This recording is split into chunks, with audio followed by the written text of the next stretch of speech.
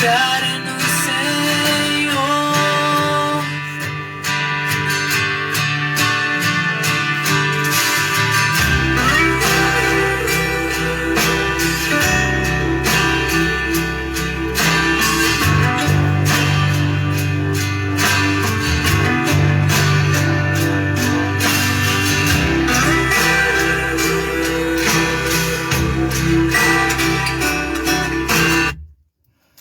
Amém.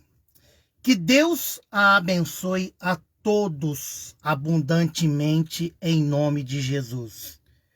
Eu desejo para você, meu amigo e minha amiga, de repente, eu não sei o que você está passando nesse momento, eu não estou aí.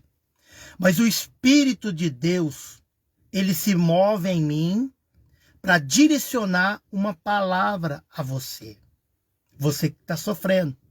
Você que tem um problema crônico, você tem um problema que você vem há anos tentando resolver.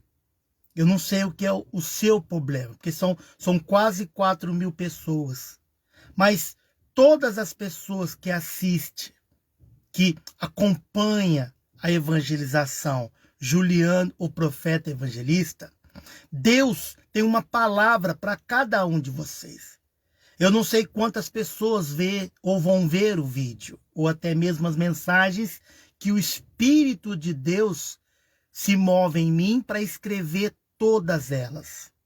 Eu só sei de uma coisa, falei para minha esposa ontem, falei para ela, ó, se prepara, Deus está falando fortemente o coração de todos os profetas, de todas as pessoas que têm um dom, um chamado para falar de Deus. Assim como Deus contou com Moisés, contou com Noé para construir a arca, para salvar ele e toda a tua família. E quem se convertesse? Porque Noé construiu a arca chamando as pessoas. Ele não foi egoísta. Ele ia lá e falava, vos convertei-vos os vossos corações.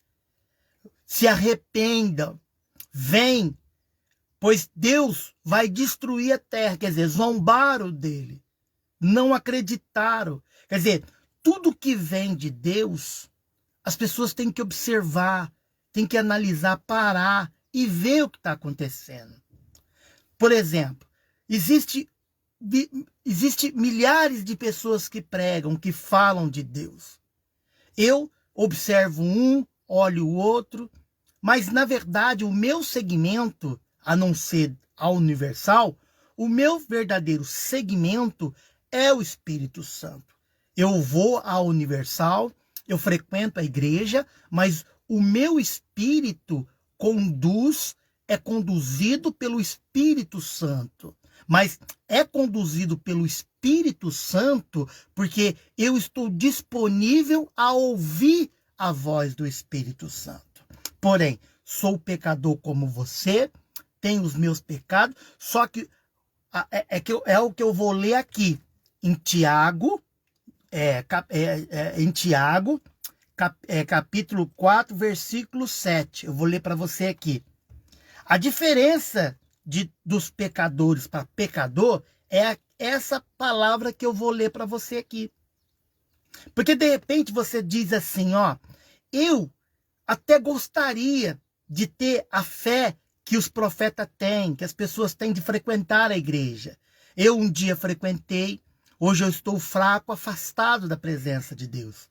Mas eu sei que eu preciso voltar. Eu sei do que eu preciso. Você sabe que você precisa porque você é um mera conhecedor da palavra de Deus. Ou até mesmo você que me acompanha e nunca foi crente, e muito menos de nenhuma denominação. De repente você foi lá um católico por um tempo, um espírita, um budista, um candomblista, de repente você foi alguma coisa.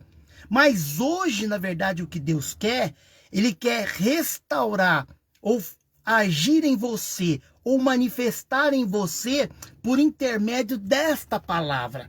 Porque se eu busco a Deus, impossivelmente Deus não tem como, é impossível Deus não se manifestar na vida da pessoa. É impossível. Seja você quem for, você pode ser bilionário, você pode ser pobre, você pode ser uma prostituta, você pode ser um bandido, você pode estar, de repente, aí me ouvindo agora, deitado, doente. Você, de repente, pode estar aí agora numa cadeira de roda me ouvindo. De repente, você está aí, você está depressivo, você está com uma dor de cabeça horrível. De repente, você está me assistindo aí porque de curiosidade, porque você quer ver o que eu vou dizer.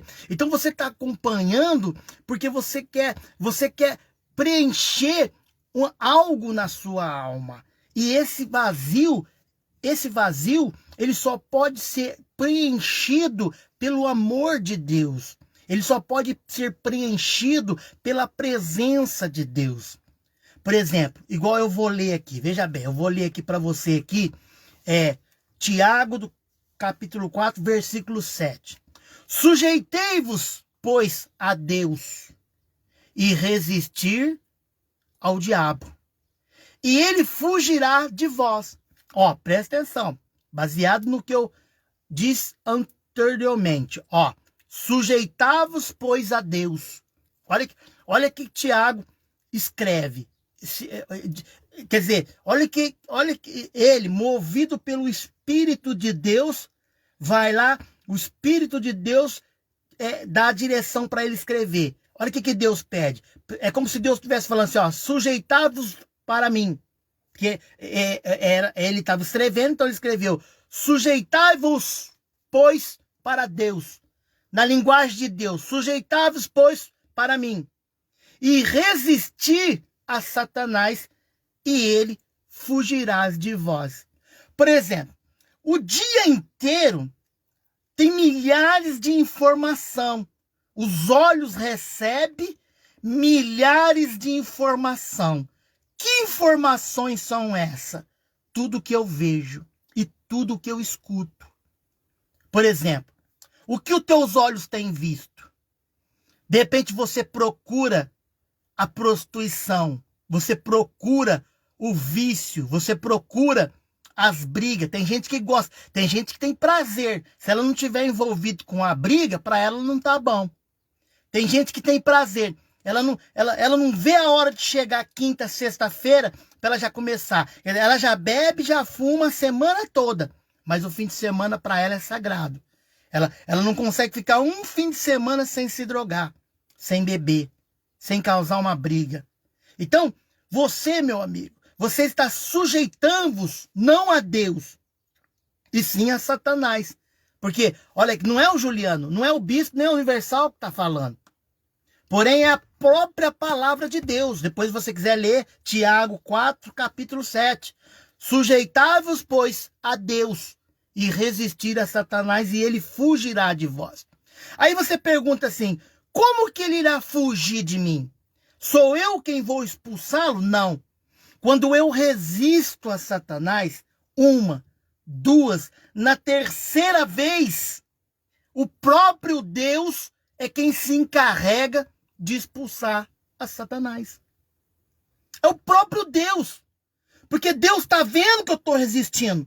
Deus está vendo que eu não quero. Pô, meu Deus, oh Deus, oh meu Pai. Por isso que a importância de orar, de clamar, de falar com Deus. Eu vou ensinar você agora. Por intermédio do Espírito de Deus, eu vou te ensinar como se resistir a Satanás e como fazer uma oração sincera.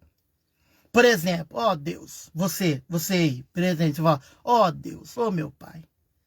Ó Deus, eu não quero mais fumar. Ó meu Deus, eu não quero mais trair. Eu não quero mais roubar onde eu trabalho. Eu não quero mais desagradar a minha mãe, desagradar meu pai, meus irmãos. Eu não quero mais brigar com a minha irmã. Eu não quero mais isso. Quer dizer, então quando você faz essa oração sincera, porque não adianta você falar da boca para fora. Quer dizer, muitos chegam dentro da igreja, amassam o cigarro, joga fora, joga as bebidas fora. Ah, a partir de hoje, bate na mão, bate lá, eu não, dali a pouco tá ali de novo. Quer dizer, então você falou, você tomou uma decisão da boca para fora. Você não se decidiu, porque a Bíblia diz, segundo a Bíblia, diz que quem determina vence. Se você for uma pessoa determinada, ainda que você não vença, você vai sentir o gostinho da vitória. Por exemplo, uma pessoa numa corrida, São Silvestre, 1000 pessoas. As 1000 pessoas, elas estão determinadas a vencer. Só que não são as 1000 que vão vencer. Vai ser uma que vai chegar na linha final. Só que todas saíram com um propósito: vencer. Mas não significa porque que ela não venceu que ela não foi determinada. Ela foi determinada. Só que teve alguém que teve uma saúde, que teve uma disposição, uma fé maior que a dela. Teve uma garra. Essa pessoa que venceu, ela fez das tripas o coração. Ela determinou. Não significa que quem perdeu também não determinou. E quer dizer que a pessoa ela pode chegar em último lugar, mas Deus vai confortar o coração dela. Ó, meu filho, você está em último lugar, mas o importante é que você lutou. O importante é que você está aqui, você participou, você lutou. Não importa se você ganhou ou não. O importante é que você venceu. É o que falta para você, meu amigo e minha amiga. O que falta para você é acreditar. É que você pensa que você não vai vencer, então você não entra na disputa. Você não entra, você não se alista, você não se inscreve, porque você fala: nem vou, porque eu já sei que eu não vou vencer, eu já sei que eu não vou permanecer. Então esse pensamento não é o pensamento de Deus e muito menos o seu pensamento. É o próprio diabo que sopra na tua mente. Ó, não vai que você não vai permanecer. Ó, não vai que você vai ter que devolver seu dízimo, você vai ter que dar ofertas, vão te pedir isso, vão te pedir aquilo, ó, não vai. Então, ele sopra, mas a decisão é nossa. Somos nós que determinamos o que nós queremos. Quer dizer, eu quero vencer, eu entrei para vencer, não importa se eu vou vencer ou não, mas eu vou entrar, porque eu estou determinado a vencer. Então, se você é uma pessoa determinada a ponto de querer vencer, ninguém pode te barrar, a não ser Deus. Porque Deus, ele pode. Por exemplo, é igual o bispo estava pregando ontem, esses dias. Ele falou: a pessoa chega na igreja, a gente faz o trabalho de libertação, a gente se entrega de corpo, alma e espírito para fazer a pessoa vencer. Então a gente põe a mão na cabeça e manda a entidade embora, porque nós temos a autoridade, porque quem vive a palavra de Deus, quem vive os 10 mandamentos, mesmo sendo nós sujeito ao pecado, mas nós estamos andando na luz, porque nós somos esforçados, nós lutamos para resistir a Satanás, como está escrito aqui. Então a pessoa sai da igreja limpa, feliz da vida, cantando. Aí ela dorme aquela noite, quer dizer, ela fica em paz, a consciência dela está limpa. Nossa, se batizou, quer dizer, ela está 100% limpinha. Porque o trabalho que Jesus fez, o sacrifício na cruz, não deixou nenhuma soma de dúvida. Então, Jesus falou: após 3 dias eu vou ressuscitar. E ele ressuscitou. Então, quando ele habita na pessoa, verdadeiramente a pessoa está livre. Se você está em Cristo, meu amigo, você está limpo. Limpo. O que você não pode é se corromper. O que você não pode é se sujar. Porque o porco tem as suas origens. Você lava, deixa ele limpinho, passa perfume, dali a pouco está lá no barro de novo. É ele que quer. Quer dizer, então a pessoa, ela recebe o trabalho de libertação, ela fica limpinha, mas dentro dela, ela volta para o barro. Ela volta para o lodo. Porque ela que quer, ela quem procura. Ela não tomou a verdadeira decisão. Ela quer. Você até quer Deus, você até quer, você até imagina, você lá na igreja cantando, você lembra de quando você fazia para Deus o que você não faz hoje, mas dentro de você a fraqueza fala mais alto do que a sua decisão. Não foi isso que a palavra diz? Diga ao fraco, eu sou forte. Porque quando eu estou forte, é que eu estou correndo perigo de cair. O perigo de cair é quando você se acha forte. Este que é o perigo, não quando você está fraco. Não foi assim lá na sinagoga? Tinha 3 pessoas orando. E os que se dizia de Deus apontavam o dedo para aqueles que estavam lá chorando, pedindo perdão. Tá vendo ali, ó? Tá vendo? Eu não sou como aquele ali, pecador. Tá chorando porque tá pedindo perdão. E quem que você acha que Deus se agradou? Deus não se agrada de um coração que se enche, que se acha, que se diz ser superior. Não, Deus se agrada do humilde. Deus se agrada daquele que reconhece que não é nada.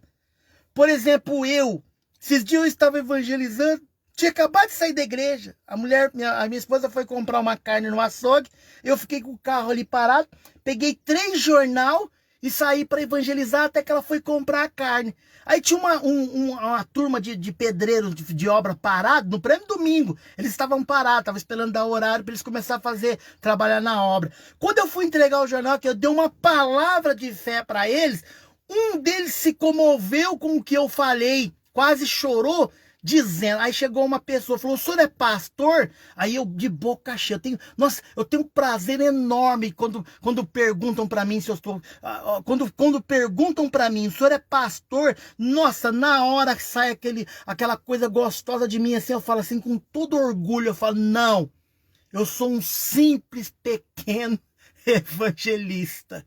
Esse é o prazer. O prazer de quem é simples é fluir simplicidade. Deus se agrada dos humildes. Então, você vê que quando chega lá um pastor dentro de uma prisão, quando a pessoa está lá na prisão, porque a prisão é o fundo de poço para muitos, apesar que não são todos que reconhecem. De repente, tem muitas pessoas aqui fora, no fundo do poço, achando que está bem.